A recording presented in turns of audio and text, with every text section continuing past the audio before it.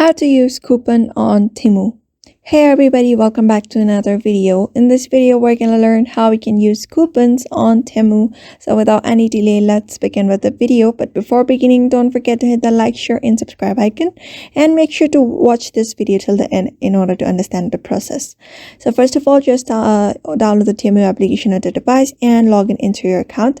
After logging in into your account, you'll be able to see this kind of interface on your screen. So in order to use the coupons when you purchase an item, what you can do is simply purchase your item. You may just click on any of the item and just ship it, or you may just go on with the checkout process of that item, and you just need to add it to a cart, add to the cart. After that, simply select like what you want, or any item, like select the size, color and everything, and simply add it to cart. The quantity, I'm just going to select this one and add it to cart and go to free shipping on the cart.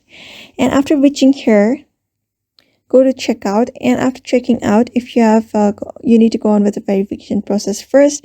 Add your address and everything. After adding your address, go on with the payment method, and when you scroll down a bit, you'll be able to find a coupon option where you can apply the coupons for different kind of offers like discounts and different offers.